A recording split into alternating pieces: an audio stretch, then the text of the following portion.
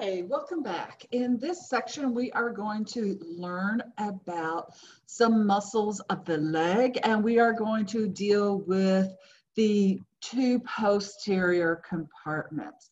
But before we get started in some muscles, I just want to review a couple of things. I want to remind you about the joints in the foot, about how the naming of the joints in the foot is the same as the naming of the joints in the hand, only instead of metacarpal phalangeal, it's called metatarsal phalangeal, but we still will have a proximal interphalangeal joint and a distal interphalangeal joint. And on the big toe or the hallux, we will only have an interphalangeal joint. I also want to have you remember the two special actions that happen at the ankle. The ankle is special. We do not have normal flexion and extension. What we have is we start in anatomical position where we are at a right angle. And then if the toes are going in an upward direction, that is called dorsiflexion, where the angle at the ankle has decreased. But if the angle at the ankle has increased, for instance, looking like this, that's called plantar flexion. And the other special actions we have at the ankle have to do with what is happening to the sole, to the bottom of the foot. When the bottoms of the foot turn inward, that's called inversion, and when the bottoms of the feet turn outward, that's called eversion. So hopefully that will help you with your action. So remember, if it's going to be everting, it's probably going to be a lateral muscle, because when that lateral muscle contracts, that's going to pull the foot to evert. So hopefully that becomes intuitive. So let's go ahead and get started with the most superficial of the posterior muscles. Now there's two posterior muscles that we consider superficial, but in reality, one is superficial and the other one is deep to it. But both of these muscles are going to share a common insertion, so that's why they're both considered superficial at the same time. So the most superficial muscle of the leg posteriorly, your calf muscle, is the gastrocnemius. This is the one that you've been calling the gastrocs your whole life. And so if we look at the gastrocnemius, I think you clearly can see that there's two heads to the gastrocnemius. Both heads, if you look carefully, you can see they come from above the knee area. So they're actually, their origin is from the femur, one from the medial condyle, one from the lateral condyle. And then from the heads, we are going to have this lovely tendon, which is going to go distally. If you look at the gastrocnemius from the side of the models, and also on the sides of where the tendon is, you can clearly see that there is a muscle peeking out on both sides. And when you look at it, let me put my glasses on to make sure I can see it. Yes. When you look at it, you can see that as opposed to the gastrocnemius, whose fibers pretty much go in a proximal distal direction, the fibers of the muscle that are deep to it are going at an angle. I think you can see it really clearly on this side, and if we look on the other side, I think you can get the angle really clearly in that area. And so it's kind of like the fins of a fish, which are sticking out on both sides of the gastrocnemius. And I guess that's what the Italian anatomists thought, because they named it after a fish. And so that muscle just deep to the gastrocnemius is called the soleus. Okay. So on the cadaver, they've cut off the heads of the gastrocnemius so that you can see the broadness of the soleus. Whereas in your models, usually what happens is you can remove one head of the gastrocnemius, but I think you clearly can see the soleus going deep to it. If you remove the head, then you will see the soleus here as well as along the side. Now, if you look at this picture, do you notice that these two muscles are sharing a tendon and we have this triangular space? And that's because there's nothing in this space except a little bit of adipose tissue. So this shared tendon is very susceptible to injury. And this is the tendon that you know as the Achilles tendon.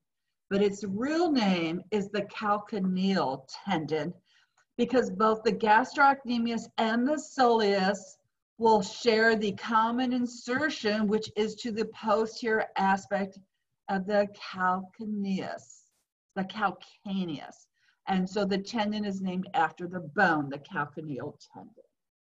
All right, so hopefully understanding the difference in the origins in that the gastrocnemius comes from the femur, letting you know it's going to have a knee action, as in flexing your knee, but both of them insert on the calcaneus, meaning both of them have an ankle action. That ankle action is going to be plantar flexing, okay?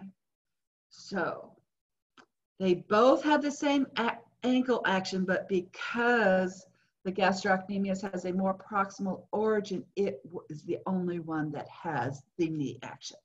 So that's the superficial layer. So let's go ahead. If we're on a model, we would take this entire piece off, and that would give us a view to the 3 deep posterior leg muscles. So this is looking posteriorly at a leg model.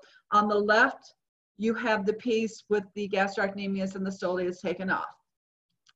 So let's look at this picture a little closer. Up here is the knee area. There is this short muscle that's going in an oblique area, oblique angle. We're not talking about that muscle. But if you look distal to that, where I have the 3 stars, you can clearly see that I have tagged 3 different deep posterior leg muscles.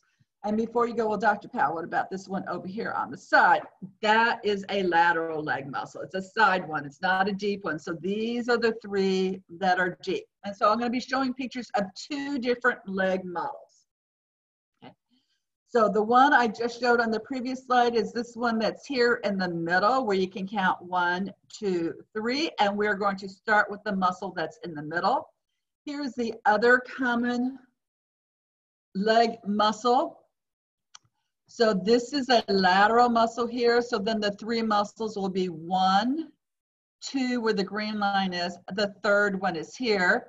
And up above, that's that oblique muscle that's only in the knee that we're not going to learn. In case you're interested, that's the popliteus muscle, which has to do with unlocking your knee when you're standing with your knees locked, but we're not learning about that. So the muscle in the middle is directly posterior to the tibia. So it's called the tibialis posterior. And it is the last, or the 3rd of 3 muscles that are going to be doing plantar flexion at the ankle. All right. So now let's look at the other 2 muscles. So when you look at it, there's one that's going to be on the big toe side, and there's one that's not going to be on the big toe side. And so both of these are going to pass to the foot and insert on various phalanges. And so they're going to be causing flexing of the phalanges, because if something goes down below, those toes are going to curl, which is going to be flexion. And so both of those are going to start with a flexor name. Now, if you think about how we had it in the forearm, where we had 2 really deep muscles, the one that was on the thumb side went to the thumb, and the one that wasn't went to the 4 digits. And you would think that's exactly how it's going to be. The one on the big toe side is going to the big toe, and the other one's not. But that's not true. And the reason for this is, in the hand, these could take a straight line to where they needed to go. But in the foot, if they are posterior and they take the straight line, that means every time you walk, the calcaneus would be smushing the tendons. So it's not good. So what happens is, as they come distally, their tendons go behind the medial malleolus over here, rather than underneath the calcaneus. And when they come down, because one is coming down at an acute angle and the other one has to go, one is coming down fairly straightforward and the other one has to do an acute angle to go around, what is going to happen, I'll show you later, is the 2 tendons are going to cross to each other. So The one that is lateral, the one that is on the pinky toe side, is the one that is whose tendons are going to go, whose tendon is going to go to the big toe. So that is the flexor hallucis longus. Now, I know a lot of students are going to want to pronounce this flexor hallucis longus. But I really ask you, don't say hallucis, say hallucis, because if you say hallucis, you're going to spell it H-A-L-L-I-C-U-S, hallucis, and then you're going to have two letters wrong, which means you're going to be losing pointage for spelling. So just pronounce it hallucis, and then you will have the U, where the U belongs. Okay, so that's the flexor hallucis longus. So looking at the back of both of these models, the flexor hallucis longus is lateral, right next to your lateral muscles. Then we had the tibialis posterior. We had the muscle popliteus we're not learning about, which is going to leave us our last muscle on the medial aspect. Looking at this other model, the exact same thing. Laterally, we have a lateral muscle. We have the flexor hallucis longus. We had our tibialis posterior. We had our popliteus we're ignoring, and we are going to have this to be our last deep muscle. So that third deep muscle goes to digits 2 through 5. And this one is going to be inserting all the way onto the distal phalanges. So it's going to be flexing the metatarsophalangeal joint, the proximal interphalangeal joint, and the distal interphalangeal joint. So just like we had our flexor digitorum profundus, that would be the flexor digitorum longus. So this picture basically is kind of a saying, if you had to be able to identify the tendons at the ankle, which we don't, because it's just the same Tom, Dick, and Nervous Harry, so you know what order they are in. But this is the flexor digitorum longus here, coming on the big toe side, and then from the other side, this was the flexor hallucis longus, and you notice they're both going right behind. This is the medial malleolus, so they both go behind the medial malleolus, and then notice what happens. The tendon of the flexor digitorum longus crosses over and goes medial to the flexor hallucis longus. So that's why they're not where you expect them to be. All right, now there's one more muscle we're going to learn about, and to see that muscle, you have to look at the undersurface of the foot, because its origin is the calcaneus. And then it has 4 tendons, which are going to the middle phalanges of digits 2 through 5. And so this muscle with this is shorter, we're calling the flexor digitorum brevis.